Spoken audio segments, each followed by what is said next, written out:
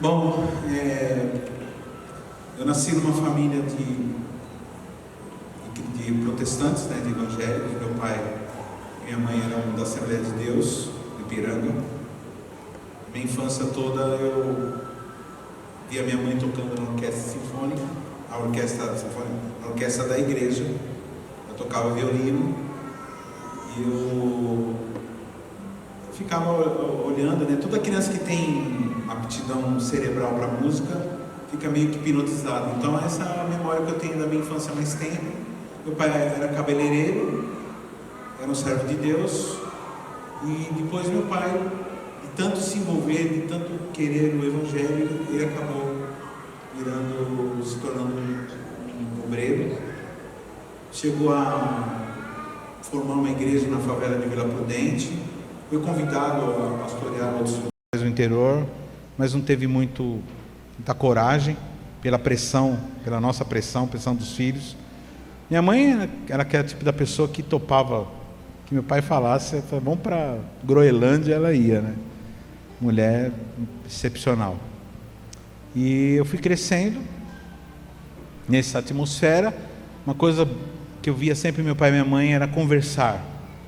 Então eu via assim, eu ouvia eles conversarem no quarto, né? Então essa é a lembrança que eu tenho quando eu morei com eles. Então eles conversavam, eles brigavam, normal, como qualquer casal discute tudo. Depois, quando ficaram muito velhos, eles passaram a ser mais ranzinza, né? Mas quando eles eram mais novos, eles discutiam e eles conversavam muito. E essa foi a imagem que eu tenho de um casal que nunca falava em separação, pelo menos na nossa frente. E assim foi a minha infância. Eu venho de uma família cristã, só que quando eu nasci, o meu pai tinha se desviado dos caminhos do Senhor, mas a minha mãe, que era católica, tinha se convertido antes de casar, e ela se manteve firme. Eu tive a sorte de ter vizinhos evangélicos, eles eram da Brasil para Cristo, e nos convidavam para ir na igreja junto com eles. Então nós passei minha infância nessa Brasil para Cristo, e aos 9 anos o meu pai resolveu voltar para os caminhos do Senhor, porque a minha mãe era uma mulher de posicionamento, e eles tiveram uma briga, que meu pai começou a sair, querer beber com o vizinho lá. Graças a Deus ele era alérgico a álcool e não deu muito certo essa investida dele. Graças a Deus ele era alérgico. E a minha mãe, numa dessas brigas, ela falou: você volta para a igreja, eu vou me separar de você. Posicionamento bem firme. E no outro dia ela realmente foi procurar orfanato para mim, para o meu irmão, que ela ia colocar a gente no orfanato, ia trabalhar e ia separar dele. Mas aí ele resolveu voltar para os caminhos do Senhor, e nós fomos para uma batista, e aí ali eu passei a minha infância e adolescência. Me batizei na igreja batista em 1980, com 10 anos de idade, porque com 6 anos eu já tinha aceitado Jesus, que eu queria ir no carnaval com a vizinha, e meu pai falou: você é crente ou você é ímpio? Porque só ímpio vai no carnaval. E aí naquele dia eu falei: não, eu sou crente e eu não vou então no carnaval. E aquele dia eu acredito que eu aceitei Jesus naquele dia. E com 9 anos e 11 meses eu me batizei. Eu não tinha ainda completado 10 anos, porque eu me batizei no dia 10 de agosto de 1980, e o meu aniversário era 14 de agosto. Então, 4 dias antes de completar 10 anos, eu me batizei. Por que mulher guarda tanto assim, né, datas? Eu nem faço ideia de que ano que foi. Nem que... Até do ano que eu nasci já estou... É que eu tenho certificado de batismo. Bom, irmãos, a gente foi crescendo. Teve um momento que eu fui para o mundão, fui cantar, tocar, fui me dedicar. Queria fazer medicina, mas não deu certo. E aí fomos crescendo, fui me dedicando à música.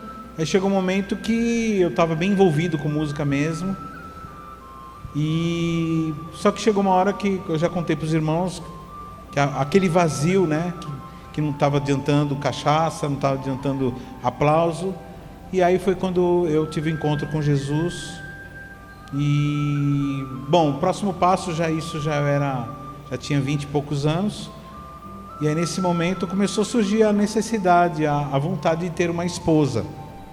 E aí começa a busca incessante, né, pela busca da prometida. E na igreja que eu estava, na igreja presbiteriana, é muita moça, tudo, mas eu não conseguia achar ninguém que correspondesse ao que eu queria. E aí finalmente num acampamento, num retiro que as duas igrejas, a minha igreja e da Carmen, estavam fazendo juntos, nós nos conhecemos e foi amor à primeira vista. Eu tinha 17 anos de idade, era bem novinha, e quando eu olhei para ele, eu falei, uau! E a gente foi conversar e ficamos horas conversando, e o povo passava e falava assim, nossa, vocês já estão aí umas 3 horas conversando. E eu falei, ai, tá vendo esse povo tudo maldoso, não pode ver 2 jovens conversando que já pensa mal. Aí ele falou, não, eles estão pensando sério, certo, eu quero casar com você. Então já fui pedida em casamento logo no primeiro encontro, né? No primeiro dia que nós nos conhecemos. E ele falou, eu quero casar com você. E aí ele foi na minha casa, ele ia ser padrinho num casamento, foi me buscar para ir com ele. E aí meu pai, policial, né? Meu pai era policial, todo bravo, olhou para ele e falou, quais são as suas intenções com a minha filha? E aí ele falou, eu quero casar com a sua filha. Eu acho que um homem tem que ter esse posicionamento mesmo. Quando ele decide ter um relacionamento com uma mulher, ele tem que chegar definido, eu quero casar com a sua filha, eu quero me comprometer, não é passar o tempo com uma pessoa, passar a mão numa pessoa, mas se comprometer a casar mesmo. Tanto eu como a Carmen, a gente tinha sonho, né? O sonho de achar uma pessoa que iria nos completar, queria fazer o bem para nós. E só que aí nós tivemos aquele estresse, porque nós queríamos nos casar, mas não tinha, chegou um momento que a gente estava vendo que não tinha condições financeiras. Eu nunca me esqueço, a gente estava numa plataforma de trem, e eu falei para ela, falei assim, não vai dar para a gente casar, não tem condições de casar, como que eu vou fazer? O que eu ganho é muito pouco, o que você ganha é muito pouco. E aí ela começou a chorar, mas chorar assim copiosamente, desesperadamente, dizendo assim, não, você não vai casar comigo. E aí como fez aquele escândalo na plataforma, e eu tomei um susto, né? Porque eu nunca ninguém tinha chorado assim por mim, né? Eu falei, uau, ela me ama mesmo, ela me quer, né? Quer de verdade mesmo, ela tá. E aí eu reverti na hora, eu falei assim, não, aconteça o que acontecer, nós vamos casar. E aí, irmãos, uma coisa que eu descobri, que a pessoa, quando ela está apaixonada, quando ela quer mesmo, ela se casa. E a palavra é essa, nós estávamos apaixonados. Irmãos, a gente ficava junto, pegava um na mão do outro, ficava assim olhando um para a cara do outro, assim, ó. Eu não sei, eu acho que havia uma liberação de hormônio, de, sei lá, feromônio, sei lá o que era, que a gente queria ficar junto o tempo todo, sonhava, não tinha outra saída a não ser nos casarmos. E aí nós marcamos o casamento.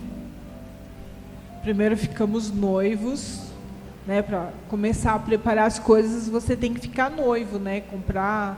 Arrumar casa, comprar móveis, tudo isso vai um tempo, né? Preparar a festa. Todo mundo quer casar com festa, com a casinha montada. É o sonho de todo mundo, né? Só que na nossa época, irmãos, a bênção, que não tinha esse negócio que tem hoje, que você precisa contratar um diretor de Hollywood para poder produzir o pedido. Então hoje a turma faz uns... O noivado era mais simples, né? Agora você marcava um almoço, de balão, navegar nos mares e... paraquedas, né? Os caras fazem o pedido de paraquedas. Não, a gente não está criticando, a gente está achando engraçado só, viu, irmão? Tá? Então Na minha época não tinha isso, nada contra aí essas loucuras. Por favor, muito pelo contrário, né? Mas a gente acha meio estranho, assim, a gente dá muita risada, né? Desculpa se algum dia você me pegar e falar assim... Eu acho muito engraçado, assim. A gente reunia a mãe, a gente fazia lá um macarrão, uma bolonhesa. Macarrão com bife à milanesa. Um pouquinho, um negócio mais legalzinho. E aí era o pai e a mãe, de um pai e a mãe do outro. Tivesse um irmão que morasse na casa que a gente estava, a gente e fazia o pedido, não tinha nada de ajoelhar no chão, não tinha nada desse negócio. Eu pedia e falava assim, aí vai aí, vamos aí. Aí marcava o casamento, sempre na igreja. Uma coisa que parou, né, que as pessoas pararam. E aí agora começa as produções, né? As pessoas vão e marcam em lugares assim exóticos, né? E os pastores ficam desesperados, porque assim são locais não controlados, né? Que pode acontecer uma tempestade. Então eu tenho conversado com amigos meus pastores, eu ainda não cheguei nesse ponto, mas eu tenho conversado com amigos que preferem fazer um ofício fúnebre porque assim é um negócio muito estressante, assim, se arriscando, inclusive, da mãe da noiva ficar com ódio do pastor porque falou uma coisa que não era para ter falado, tal. Bom, enfim, eu me alonguei demais aqui, né? Aí nós marcamos o casamento e aí chegou o grande dia e aí eu fiz uma canção para ela que eu tentei me lembrar, estou tentando me lembrar. Eu só cantei no dia do casamento, que era uma música de casa para o nosso casamento. Vou ver se eu lembro.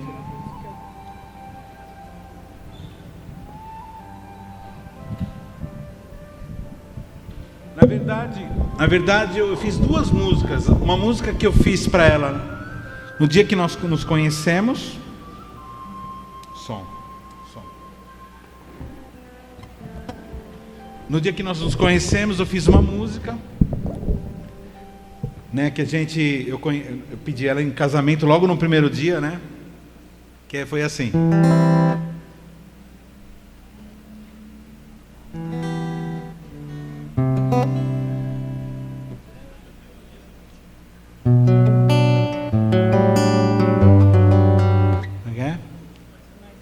Vou passar a ver.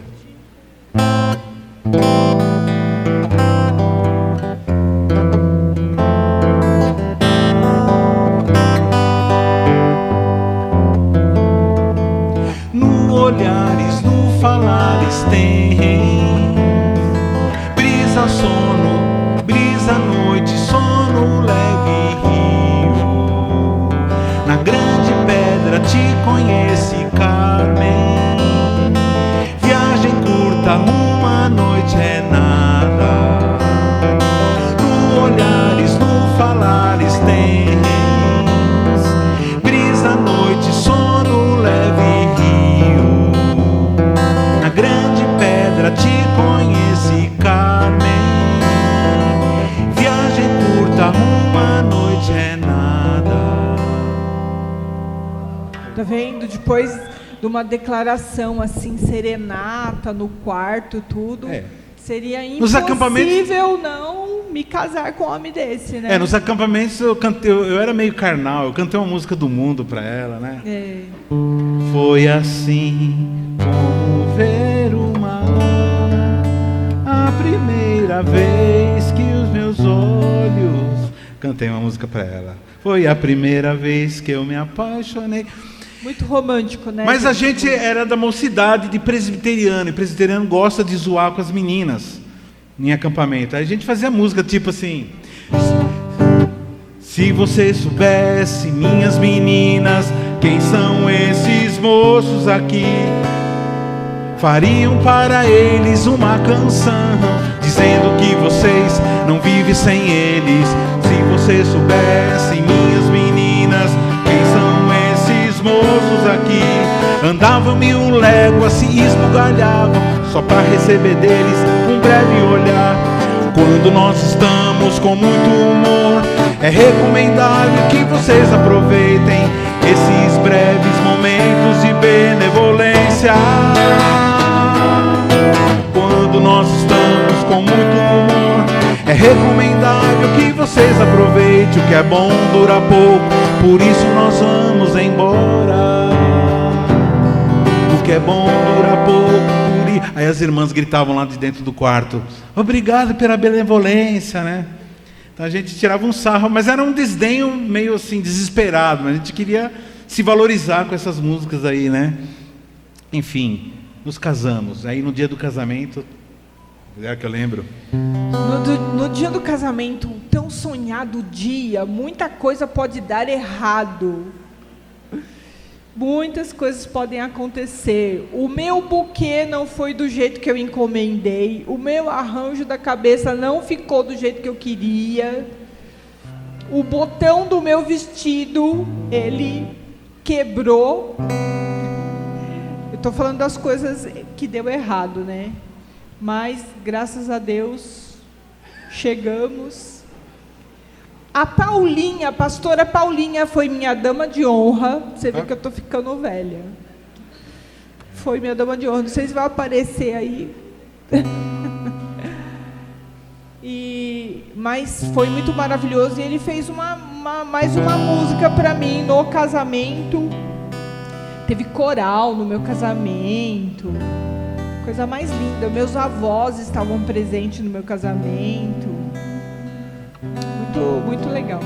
Aí eu fiz uma música, cantei assim no casamento. Você me dou, amigo para sempre, amiga, irmã, mulher. Você te dou a minha juventude, o meu sincero amor. Sei que é pura graça que foi dada a mim, ter te conhecido, moça tão bela assim. Sei que não mereço, a Deus eu agradeço, pois Ele quem te fez pra mim. Pois Ele quem te fez pra mim. Foi Ele quem te fez pra Ele.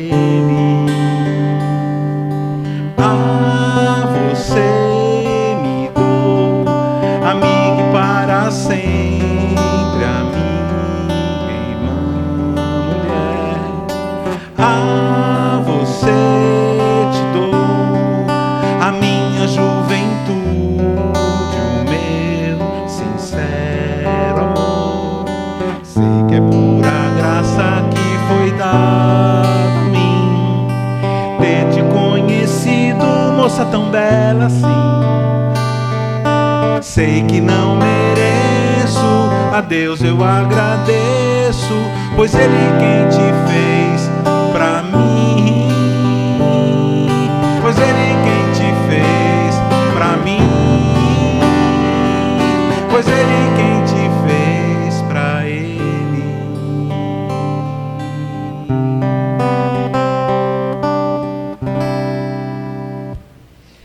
Então, no dia do casamento, muita coisa pode dar certo, mas muita coisa pode dar errado. O bolo entortou, porque não cabia, não saía. Fizeram muito grande e na hora de tirar ele não saía, teve que virar o bolo e o bolo entortou. Mas eu nem percebi, acho que também ninguém me contou, só me contaram depois que já tinha passado o casamento, para não deixar a gente estressado. Eu me estressei também com o fotógrafo, que ele queria ir embora. Vamos tirar foto que eu preciso ir embora. Fotógrafo. Fotógrafo é um negócio estressante. Pode falar mal de fotógrafo nessa igreja, que isso é uma igreja. Isso aí. Ou é fotógrafo ou é cabeleireiro. Tem assim. Mas assim, deu. E aí nós falou de mel. Irmãos, grande problema do casamento, né, da festa do casamento, que nós idealizamos, né?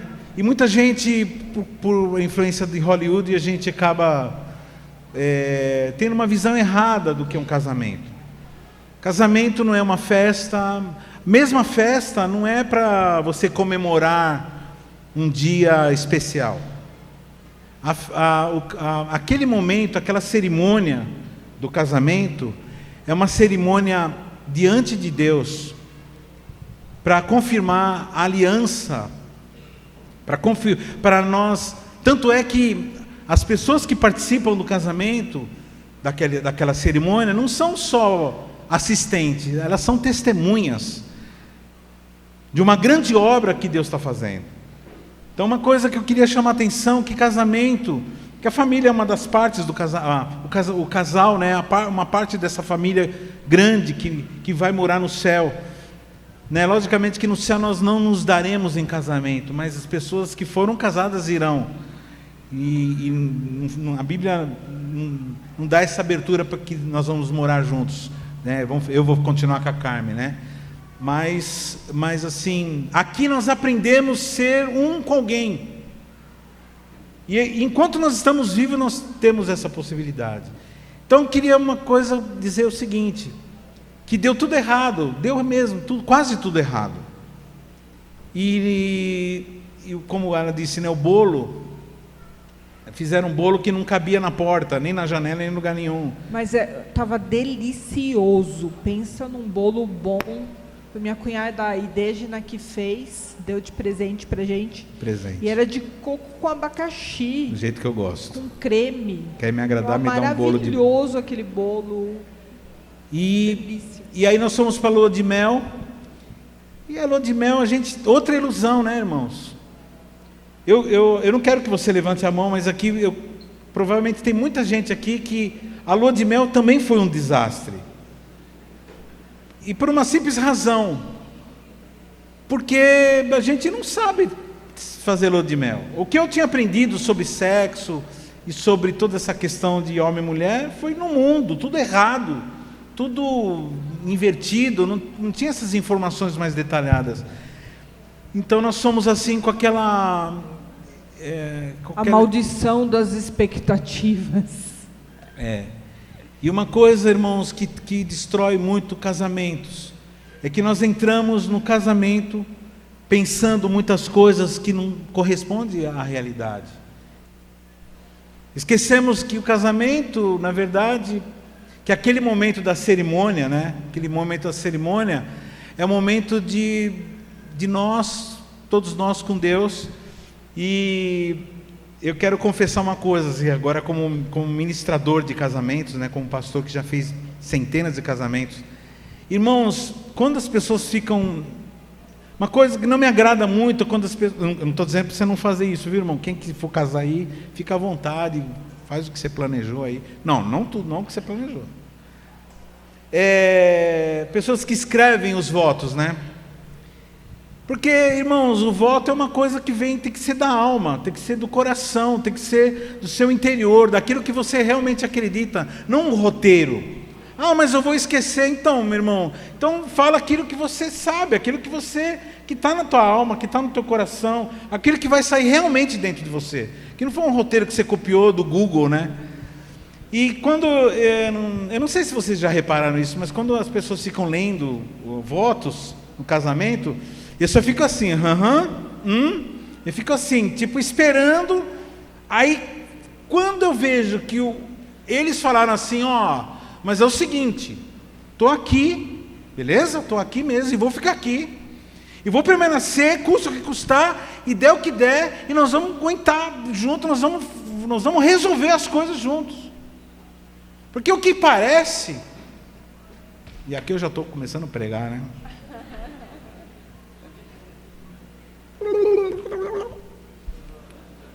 Vai, continua. Não quero pregar. Não, é legal fazer os votos, tudo, mas o importante mesmo é você cumprir lá aquilo que o pastor fala, de honrar, de respeitar, de amar na saúde. ou na doença, que aí é que você vai ver o que é casamento mesmo. É nessas horas onde falta o dinheiro, falta a saúde, falta o amor, e você tem que clamar para Deus para aumentar o seu amor, para voltar a admiração que você tinha naquela pessoa, que muitas vezes foi embora,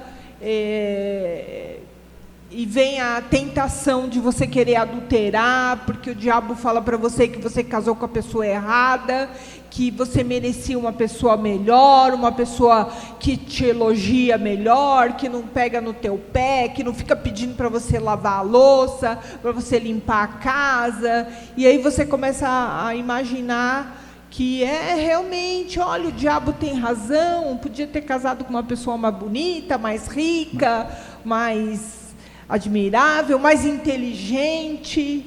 E aí é nessa hora que você tem que lembrar dos votos que você fez um compromisso diante de Deus, de honrar, de respeitar e de amar aquela pessoa com a qual você casou. E aquele fli todo, né? Ai, a música, o vestido, o bolo e a cerimônia, nada daquilo importa.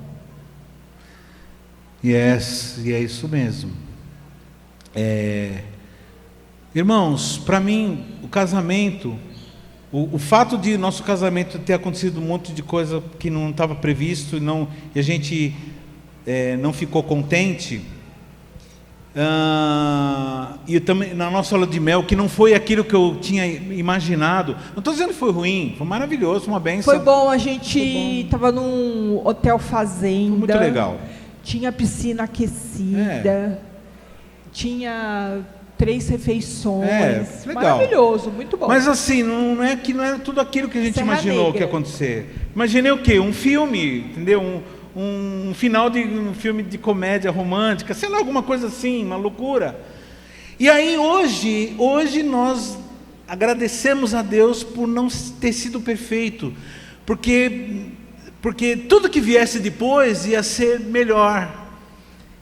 E isso realmente aconteceu.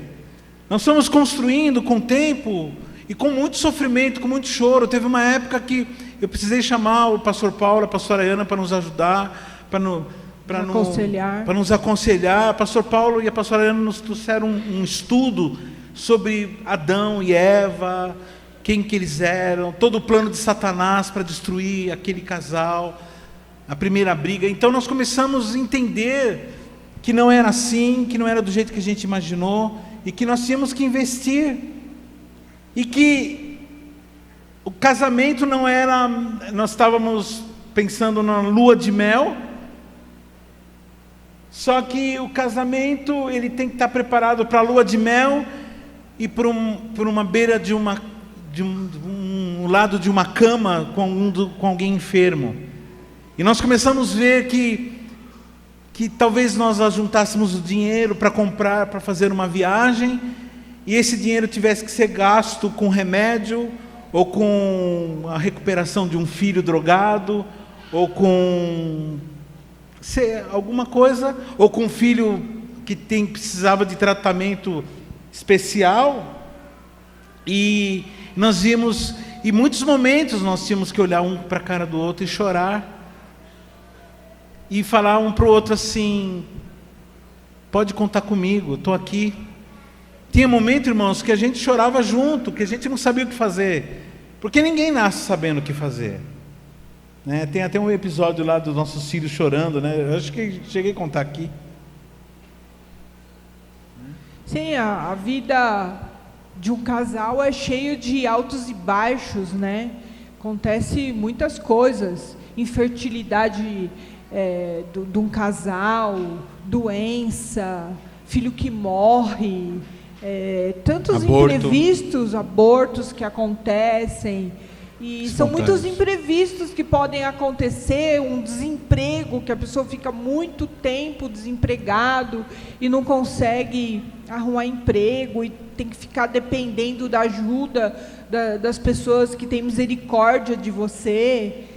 Em alguns momentos também, talvez até por problema hormonal, tanto do homem como a mulher, um dos dois pode ficar meio depressivo, meio fora de sintonia, meio estranho. E aí, muitas vezes, a outra pessoa não entende, e aí começa aquelas brigas. Teve uma época que eu fiquei, meu Deus, eu fiquei ciumento. Mas também, uma mulher dessa, daí também dá licença, né?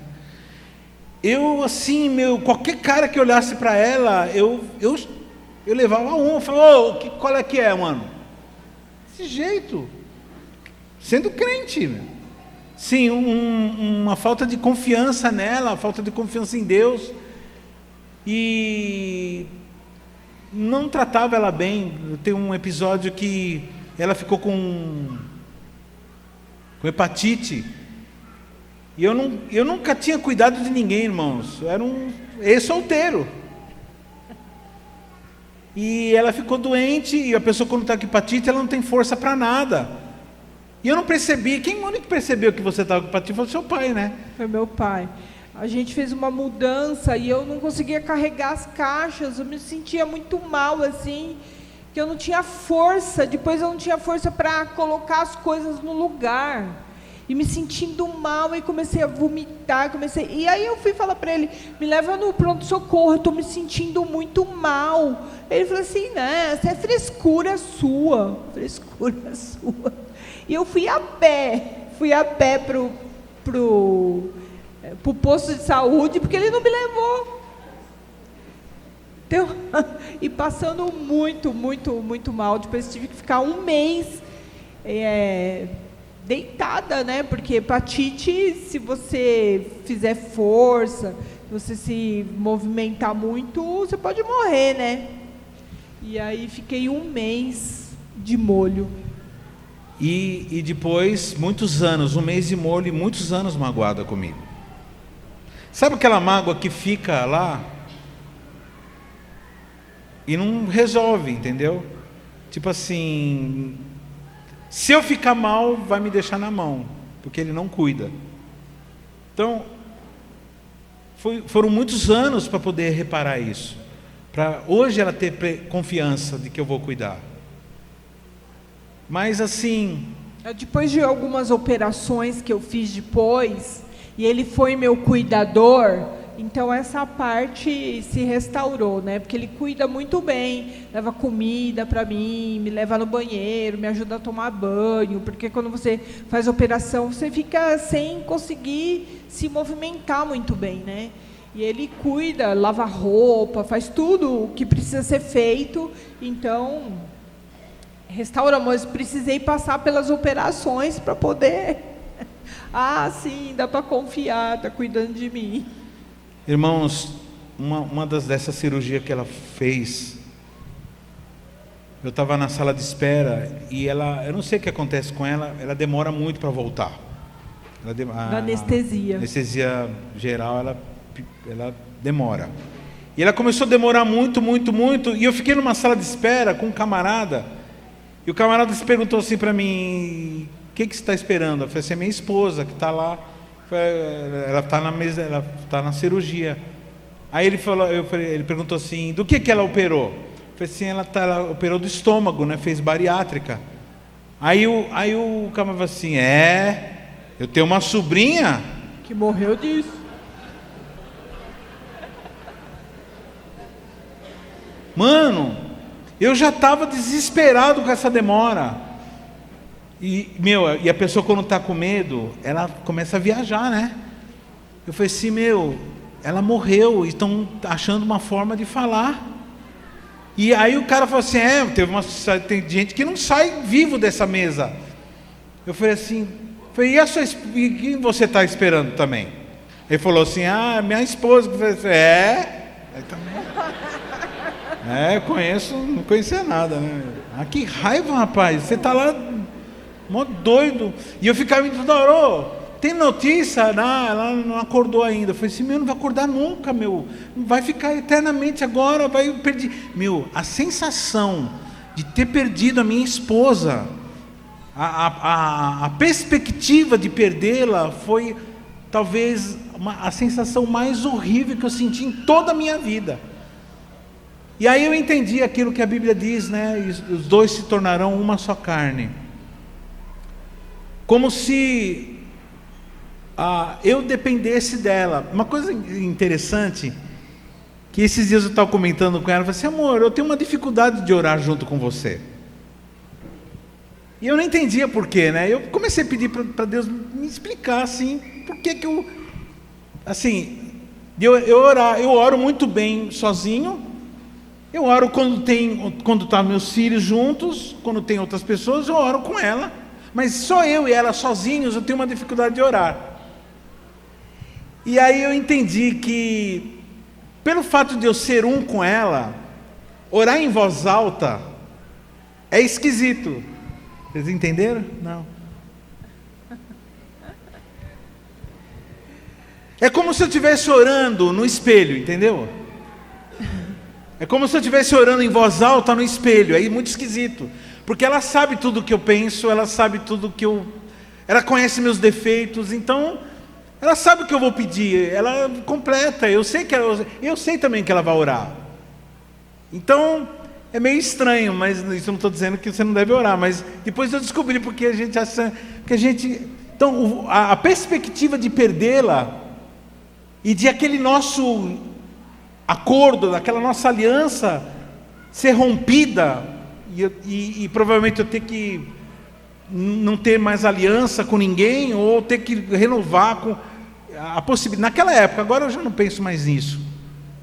É uma coisa impensável.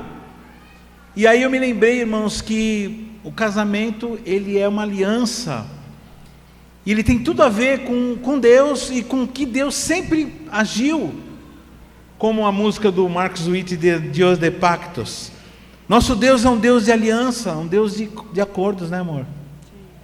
E sempre lembrando que essa aliança tem que ser de 3 dobras. Você, a pessoa com que você está casada, e o Espírito Santo ali no meio, Deus no meio. Quando Deus está no meio do nosso casamento, o casamento é maravilhoso, porque Deus dirige todas as coisas, vai dirigir seu casamento, vai dirigir sua vida, e sem Deus vai ser um tormento aquele casamento. Em Êxodo 30, eu estava vendo aqui, diz assim: lembra-te de Abraão, de Isaque e de Israel, dos teus servos, os quais por ti mesmo tens jurado, e lhe disseste: multiplicarei a vossa descendência como as estrelas do céu, e darei a vossa descendência toda a terra de que tenho falado, para que a possuam por herança eternamente. Nosso Deus é um Deus de aliança, nosso Deus é um Deus de pactos. Então, se nós fôssemos resumir o tema casamento, nós resumiríamos nessas 2 palavras: pacto e comunicação e como que é? Conexão. Pacto e conexão. Não importa o que acontecer, nós vamos ficar juntos até que quando Cristo nos unir a Ele. Tem uma música do João Alexandre que eu gosto muito, que ele fala assim: amigos no início, no meio e no fim.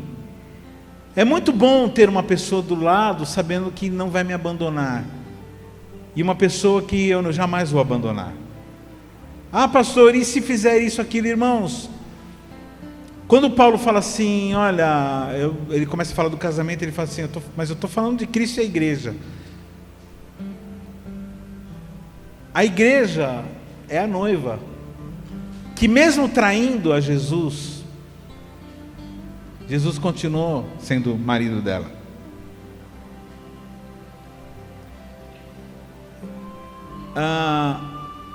E aí o que fica valendo é esse acordo que nós fizemos. E aí nós entendemos, irmãos, que entender de casamento é entender de Deus. Entender de Deus é entender de casamento. Entender de Deus é entender sobre família, porque família também é pacto. Nós temos uma família biológica, das barrigas que nós nascemos, mas nós temos uma família eterna. Uma família que é a família que nós vamos realmente morar juntos. E que, se coincidir com a nossa família biológica, ótimo. Mas que na verdade A família verdadeira é aquela que nós vamos morar eternamente. Tem alguma coisa que você lembrar? A gente sempre tem que lembrar que antes de querer agradar um ou outro, querer agradar o filho, querer agradar pai, mãe, irmãos, a gente tem que agradar mesmo a Deus, agradar em primeiro lugar a Deus, porque se você estiver agradando a Deus, você vai agradar as pessoas que estão ao seu lado. Sim. Meus irmãos, existem no mundo vários modelos de casamento. Existem aqueles casamentos que são casamentos arranjados, que na nossa cultura é muito estranho, né?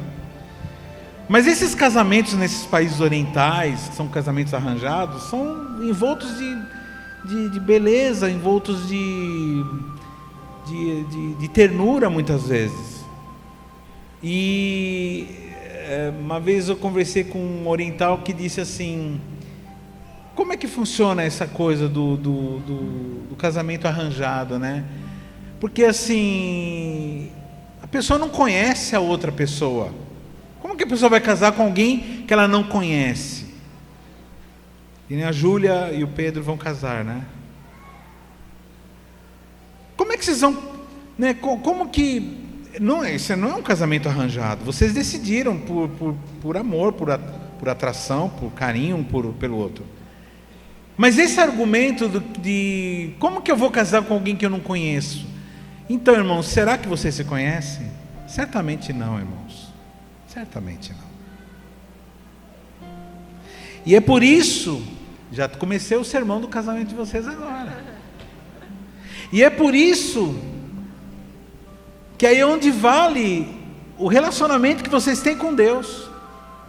Porque apesar de vocês não se conhecerem, vocês conhecem a Deus e Deus conhece vocês. E esse Deus que vocês conhecem, que é o Deus da Bíblia, em que o casamento é analisado pelo filtro da Bíblia.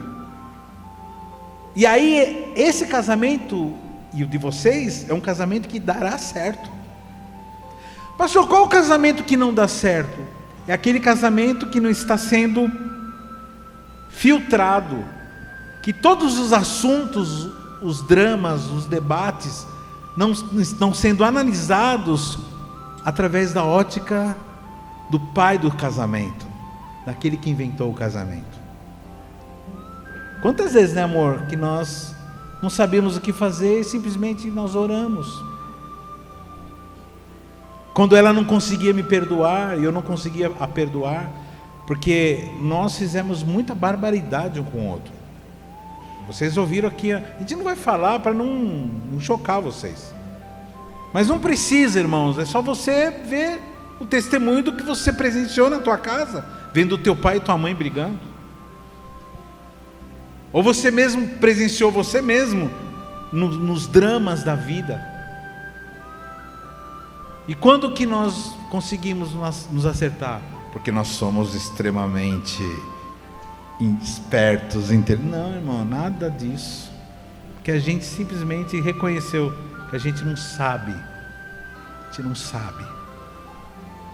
E quando você fala assim, eu não sei o que fazer, não sei o que pensar agora, não sei o que falar. Essa mulher está doida. Esse homem está doido. O que esse camarada está falando? O que ele está pensando da vida? Ele está pensando o quê? Que é uma outra pessoa, irmãos. É nessa hora que a gente se rendia. Falava, Senhor, levantava as mãos como alguém diante de um assaltante. O diabo sempre vem para matar, roubar e destruir. E ele vai tentar roubar, matar e destruir o seu casamento. Ele vai tentar, e tenta com todo mundo. Então, quanto mais próximo de Deus você está, mais buscando a Deus, mais na presença de Deus, menor será o ataque. Porque o diabo não se aproxima daquele que está cheio do Espírito Santo, cheio de Deus, cheio da presença de Deus. E aí sempre nós usaremos o nosso cinto de segurança. Qual é o cinto de segurança do casamento? Vamos, solteiros, vamos lá, vocês estão aprendendo. Cinto de segurança do casamento. Pacto e conexão. Pacto entre si, pacto com Deus. Pastor, então quer dizer que eu vou ter que falar meus votos, não vou poder escrever? Como ousas interferir na nossa cerimônia do nosso casamento? Eu quero perguntar para vocês, quem disse que é cerimônia de vocês? É a cerimônia da igreja. É cerimônia do povo que vai morar eternamente. E essa cerimônia é tudo junto e misturado. Estamos lá para quê? Para confirmar. Aí, cidadão, está falando a verdade mesmo? O que você prometeu para Lana? Para Lana, Tiagão? Que você ia entender quando ela falasse uma necessidade, quando ela dissesse assim: amor, eu estou sentindo que eu devo fazer tal coisa, porque eu estou sentindo aqui. E qual a tua obrigação como marido, cidadão? Fazer o que você prometeu lá na minha frente. Acaba bom. O que você falou? Prometo te honrar. Prometo a ser sensível às suas necessidades, mesmo que sejam necessidades que você não reconheça como necessidade. Um dia eu entrei lá em casa e a pastora estava com um problema hormonal, porque ela operou, né, do útero, e ela estava naquele processo de fazer o remédio, e a gente estava reformando a casa. Imagina aquela poeira maravilhosa de pedra, que estava sendo cortada a pedra, estava sendo lixado. Tinha poeira de todas as espécies massa na casa. Fina, de massa madeira, corrida, de pedra, madeira, de porcelanato. O universo inteiro, químico, estava a tabela periódica inteira lá. Massa corrida, de tudo, poeira de tudo. E aí eu entro na cozinha, a pastora está no fogão, ela se vira assim para mim com a cara assim: eu não quero mais nada, não quero. Eu fiquei assim. Aí ela: eu não quero nada, chorando, não quero nada disso aqui, não quero mais nada disso aqui. Eu fiquei assim. Sai todo mundo em nome de Jesus. Aí já misturou o autismo do Aaron, tudo, o meu autismo. Aí eu falei assim: uau, aí remédio. Aí fui correndo na farmácia de manipulação para ver se estava pronto. Tá pronto. Ufa, estava pronto. Ela tomou. Meu irmão, parecia outra pessoa. No outro dia ela estava assim, alegre, fazendo as coisas. Mas mesmo assim, o Mandela. Por isso que quando eu desconfio que alguém está muito endemoniado, eu falo: você fez os testes de hormônio? Vai lá no posto de saúde, faz os testes de hormônio. Você não está endemoniado, está hormoniada. Eu não sei, acho que não é demônio, acho que é hormônio. Falta de hormônio. De vez em quando a gente pergunta para o outro: amor, se você pudesse voltar, eu quero que você faça um exercício. Você que é casado há muitos anos, e você que é novo, fala ufa. Ou você que não é casado, fala ufa. Faça um exercício. Se você pudesse, pastor Rogério, se você pudesse voltar e lá pro Rogério, aquele Rogerinho magrinho, novinho, aquele Rogerinho cheio de planos, o que você falaria, entendeu? Esse é um exercício muito bom, tipo, não coma tanto, né? Esse exercício. Não, mas o que você falaria a respeito do casamento? De vez em quando eu falo assim, eu volto pro Rairini, aquele Rairini magrinho, né? O que eu falaria para mim? O que eu falaria pro Rairini para não fazer? Por exemplo, eu prestaria mais atenção nas necessidades, né?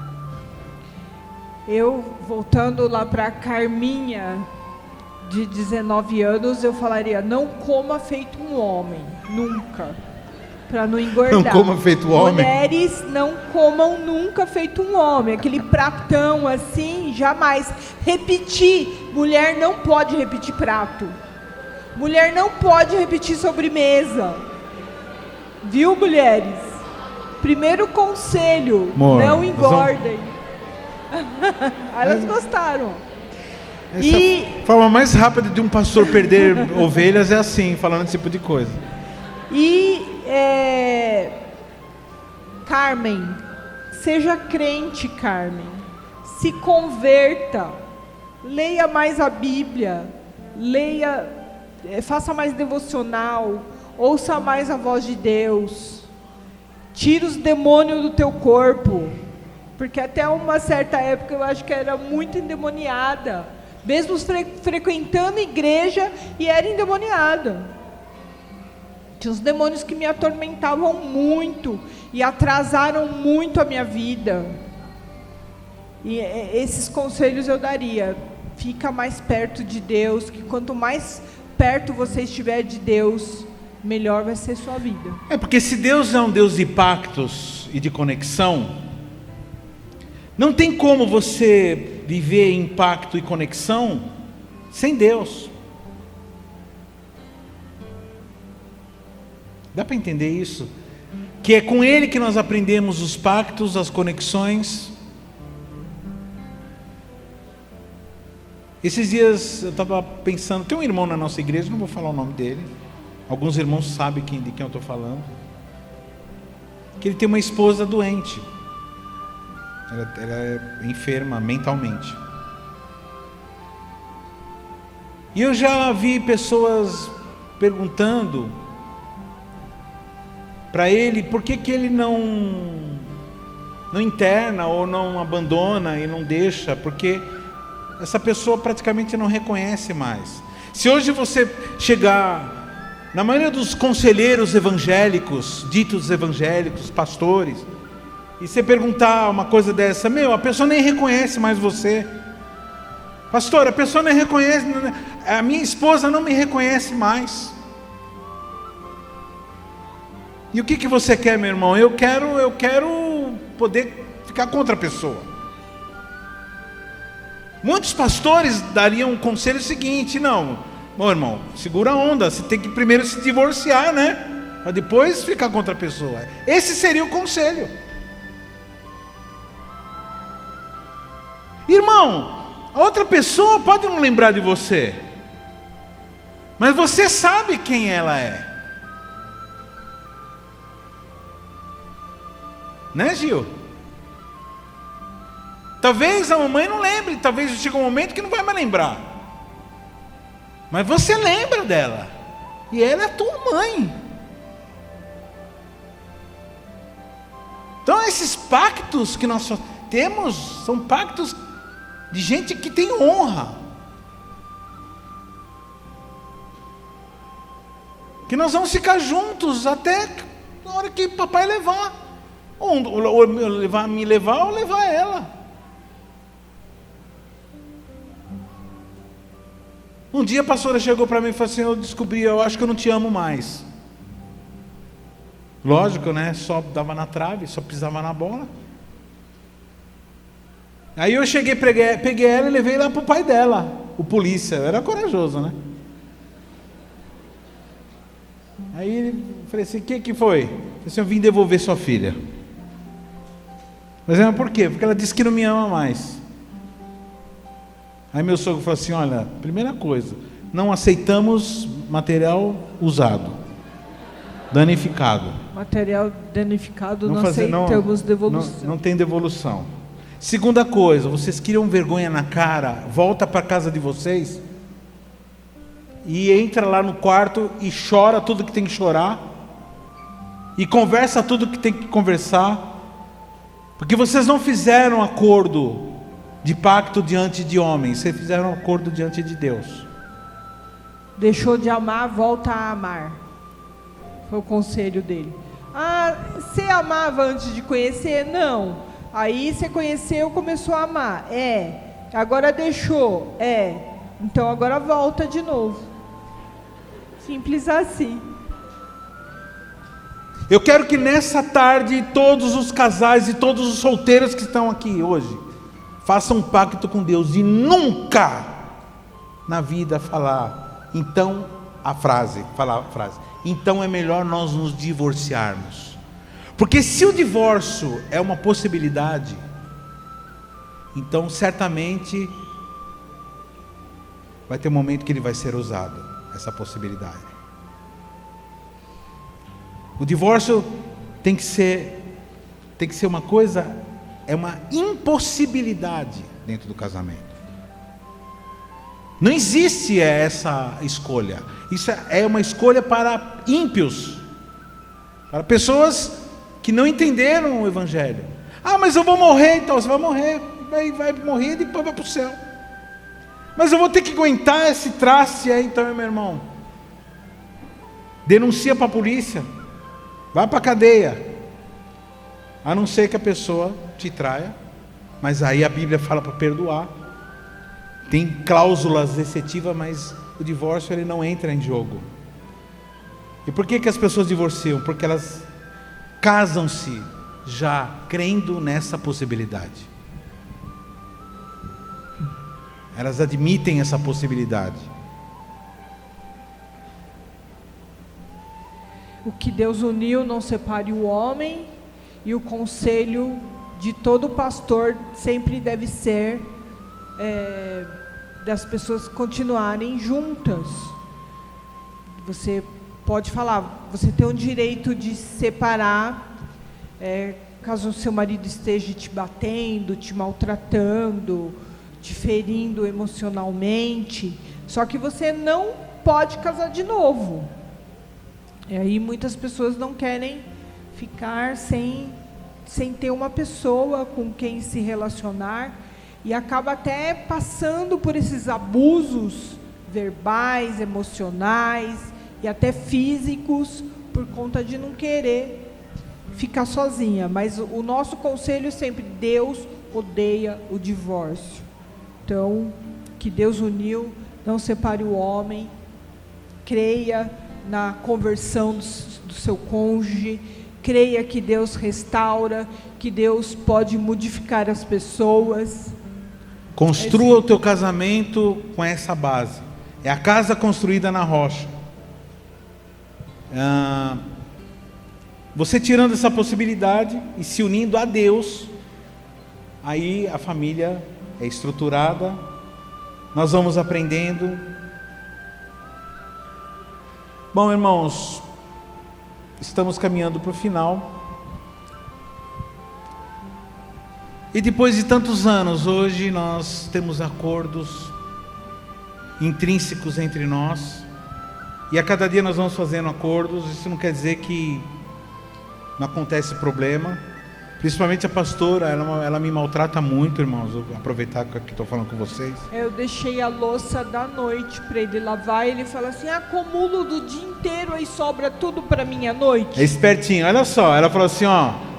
Ela falou assim, a louça da noite é tua, e falou para o Aron, a louça da tarde é do Aron. E a da manhã é dela. Mas como que a da manhã é dela? Se a da noite ela acorda, não tem louça nenhuma, porque a da noite foi lavada. Mas se não lava à noite, de manhã tem um monte de louça para mim lavar. Acumula do café da manhã com o da noite. Então você viu que eu tenho que sofrer na mão dessa mulher. Bom, irmãos, pastor, como que eu faço para me preparar para o meu casamento? Irmãos, nós não estávamos preparados. E não tem como se preparar para o casamento. A não ser deixar bem claro no seu coração e no coração da tua esposa, da tua futura esposa, do teu futuro marido, ou de quem já é casado, confirmar isso no teu coração. Que temos um pacto entre nós. E esse pacto é inquebrável. Custe o que custar, aconteça o que acontecer, nós ficaremos aqui dessa forma e manteremos esse pacto de qualquer forma e sempre melhorando.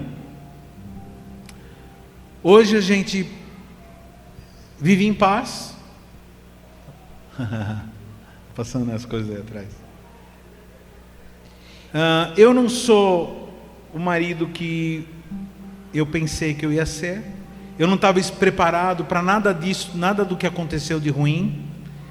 Eu tenho certeza que você que é casado também não estava preparado para aquele filho enfermo, daquele aborto que você sofreu, daquela traição que você sofreu, daquela vez que você teve que buscar a tua esposa, teu marido bêbado em algum lugar, daquele momento em que você foi profundamente magoada, ou ferida, ou ferido. Nós não estávamos preparados para termos pais que não respeitaram os princípios do casamento. Ninguém aqui está preparado, irmãos. A gente não nasce preparado para nada. Mas pelo fato de nós termos um pacto com Deus, nós conseguimos passar pelo mar. Estamos conseguindo, na verdade, não conseguimos, né? Estamos conseguindo passar pelo mar. Por esse mar de sofrimento e de prova que é o casamento. Tem até um filme, né, que chama Prova de Fogo, né? Quem já assistiu esse filme? Que fala do casamento, prova de fogo. De a gente ter que voltar, conversar tudo de novo, revisionar. E é assim que deve ser construído. Você ia falar alguma coisa? É aquilo que você sempre prega nos casamentos, né? Sempre falar: eu te ajudo, eu te perdoo e eu te amo. É 3 só? Te ajudo, é 4, eu não lembro do outro. 3. 3? Eu te ajudo. Você sempre ajudar seu marido a ser o melhor homem do mundo. Eu te ajudo sempre. Eu te ajudo em tudo que for preciso te ajudar, eu te ajudo. Eu te perdoo por todas as coisas erradas que eu fiz com você, que você fez comigo, que eu fiz com você. A gente sempre se perdoando. Perdoar um ao outro no casamento é uma das coisas mais importantes que existe. E falar sempre eu te amo, pelo menos uma vez por dia, falar eu te amo. E pedir para o Senhor: Senhor, aumente meu amor pelo meu marido. Com beijo de 10 segundos, né? Com beijo de 10 segundos. Importante. Bom, irmãos, eu vou deixar com vocês aqui para terminar, vou deixar com vocês um enigma. O Senhor Jesus, no começo do seu ministério, chega num casamento, numa festa de casamento, e vieram mais convidados do que aquele casal tinha planejado, e o vinho acabou. Irmãos, naquela época o vinho acabando a vergonha de quem fez a festa ia ser inevitável. E Maria e Jesus estavam nessa festa, alguns discípulos. Jesus. Maria chega para Jesus e fala assim: acabou o vinho. Jesus, meio que de uma forma um pouco até grossa, fala assim: ai, Jesus nunca seria grosso. Irmão, para de idealizar as coisas. Jesus chega para Maria e fala assim: o que tem a ver? Que tenho eu contigo, mulher?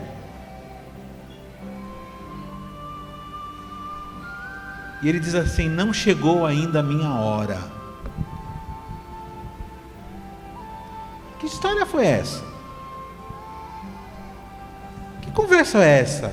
Não chegou. Irmãos, ele estava se referindo ao quê? Ele estava se referindo, se você falar assim, ele estava se referindo ao milagre, né? Não chegou a hora de começar meu ministério, não, irmãos. Se não tinha chegado a hora dele, ele não teria feito o milagre. Então não era disso que ele estava falando. Quando ele disse: que isso? Estão olhando. Quando ele disse: não chegou a minha hora, ele estava falando do que, irmãos? Da crucificação. Irmãos, de uma forma muito estranha e enigmática, ele fez um link temporal entre aquela festa de casamento e o momento em que ele ia ser crucificado. Ele uniu essas dois episódios, do começo do ministério e o final do ministério dele aqui na terra. Ele começa o ministério, ele inaugura numa festa de casamento, ele termina na hora dele. Tanto é que você vai ver o relato de João dizendo assim: porque chegou a hora, chegou a minha hora. Jesus dizendo: chegou a minha hora. Tá, agora chegou a hora. Qual a hora? Que ele ia ser crucificado. Dizendo o quê? Que casamento, ele é um mapa, ele é um protótipo de toda a nossa trajetória aqui na terra como cristãos. Por isso que o insucesso no casamento, e graças a Deus estamos vivos e temos a chance de consertar e de tentarmos novamente, representa o insucesso de nós como cristãos. Estou dizendo que você precisa ser casado para ser cristão. Estou dizendo que o casamento é uma baita de uma chance de você se tornar uma pessoa humilde, de abaixar a cabeça, de passar vergonha, de passar pelo fogo, de passar por tudo aquilo que Jesus, de perdoar. Quantas pessoas casadas tem aqui? Quantos aqui já perdoaram, tiveram que perdoar, senão ia ser insuportável? Quantos aqui precisaram perdoar, senão ia ser insuportável olhar para a cara da sujeita, do sujeito? Se tem algum casal que não levantou a mão aqui, então você não entendeu nada que eu falei até agora. Porque na trajetória do casamento são muitos perdões, muitos momentos que nós tivemos que perdoar.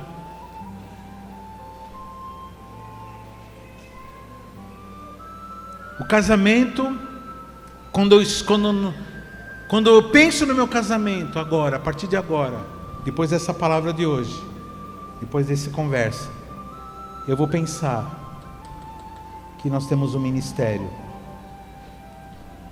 E não é CQL nosso ministério. Nosso ministério é a igreja que vai subir com o noivo. Nesse momento eu já não serei o marido e ela não será a marida. Nós seremos a noiva de Cristo.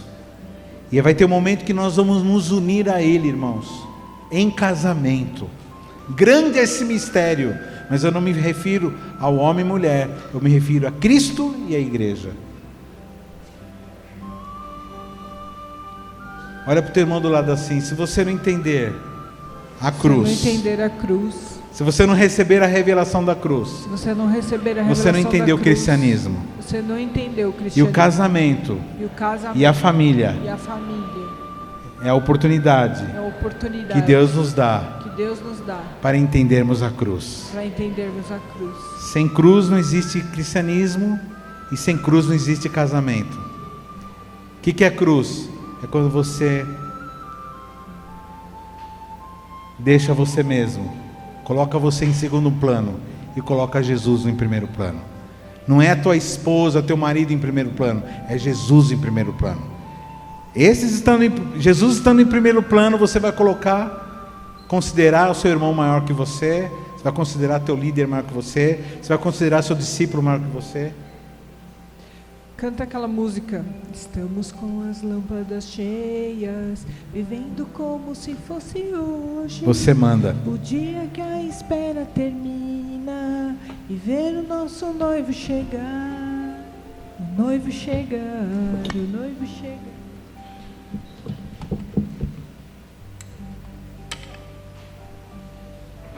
Somos a noiva de Cristo e estamos esperando a volta do nosso amado noivo. Você está preparado para a volta de Jesus como noiva dele?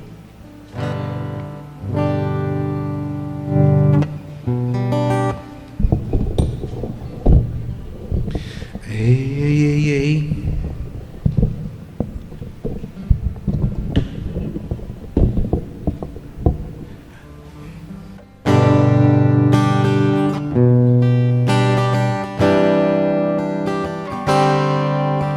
Estamos com a lâmpada cheias, vivendo como se fosse hoje, o dia que a espera termina e vemos nosso noivo chegar. Irmão, você é um militante